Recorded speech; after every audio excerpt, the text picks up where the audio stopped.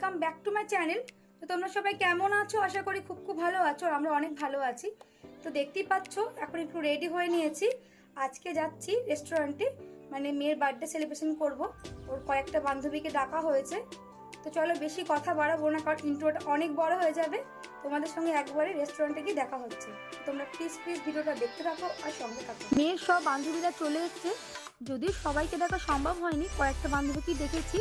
আর ওরা কিন্তু এখানে এসে প্রচণ্ড মজা করছে, সেলফি তুলছে, নিজেদের মতো গল্প করছে, দেখে বেশ ভালোই লাগছে।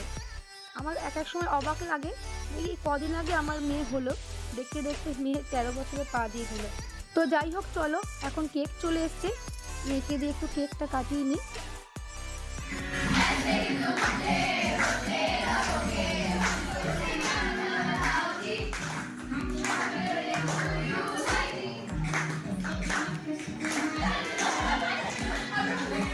মেয়ের জন্মদিনটা এবারে একটু ভালো করেই করার ইচ্ছা ছিল। ভেবেছিলাম আরও কয়েকজনকে ডাকবো বাড়িতে, কিন্তু যেহেতু সাপটা বাড়িতে দেখা দিয়েছে, যার জন্য একটু ভয় লাগছিল যে থাক, এবছরটা থাক, পরের বার দেখা যাবে।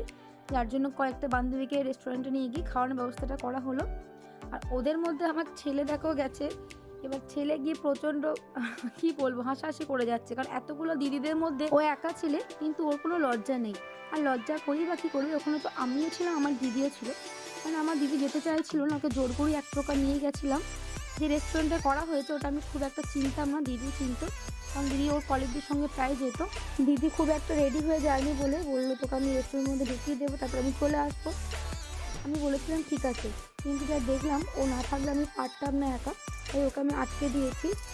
তো চলো এবার কেকটা দিদি কেটে দেবে, সবাই এখন কেক খেয়ে নেবে। আর ওরা দেখছে সব হাই করছে, কত আনন্দ করছে। ফোনের মধ্যে আমি গান বাজিয়ে দিয়েছি, আর ওখানে একটা স্পিকার ছিল, তো ওরা সব নাচতে শুরু করে দিয়েছে। তো চলো স্টার্টারের মধ্যে কি কি আছে একবার দেখে নাও। এখানে ললিপপ আছে, আর দিদি দেখো সবাইকে কেকগুলো দিয়ে দিচ্ছে কেটে। তখন ওরা একটু কেক খেয়ে নেবে।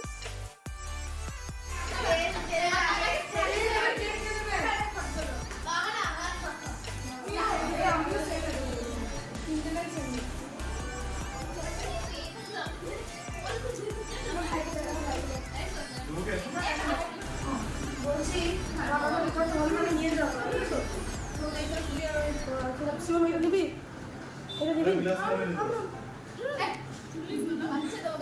এটা ভাইকে দিয়ে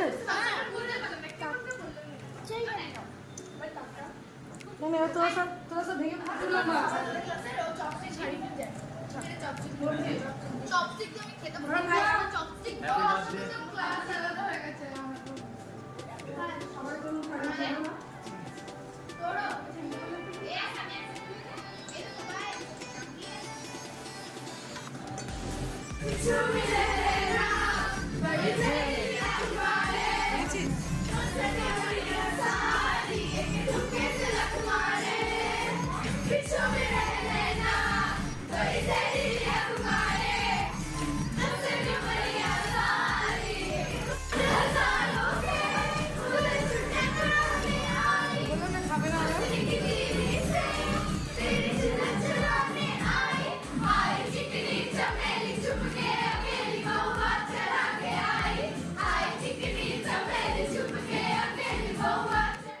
দেখতে পেলে ওরা কেমন আনন্দ করছে, নাচতে শুরু করে দিয়েছে।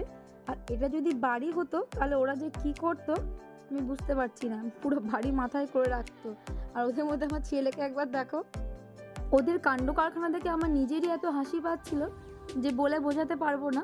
তো চলো অনেক বেজে গেছে, এবার ওদেরকে ডিনার করতে হবে। প্রথমে ডিনারের মধ্যে চলে এসছে দেখো মশলা কুলচা, আর এখানে আছে বাটার চিকেন, আর সঙ্গে স্যালাড আছেই। তো এইগুলো ওরা খেয়ে নিক, এছাড়া আরও কিছু আছে সেগুলো তোমরা দেখতে পারবে। তো চলো ওরা আগে খেয়ে নিক এগুলো।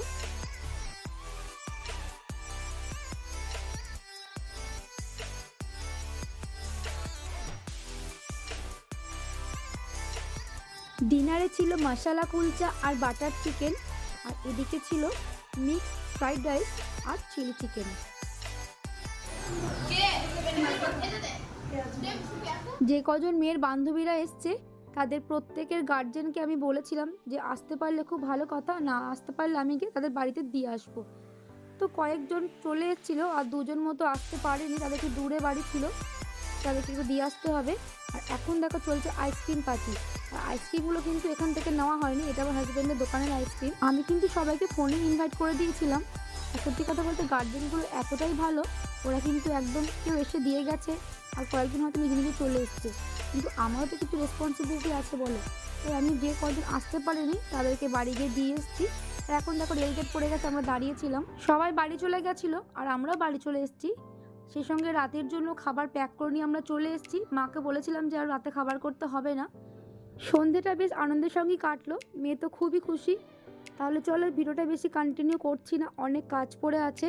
তো ভিডিওটা কেমন লাগলো তো তোমরা কমেন্ট করে জানিও। যদি ভালো লাগে প্লিজ লাইক কমেন্ট শেয়ার।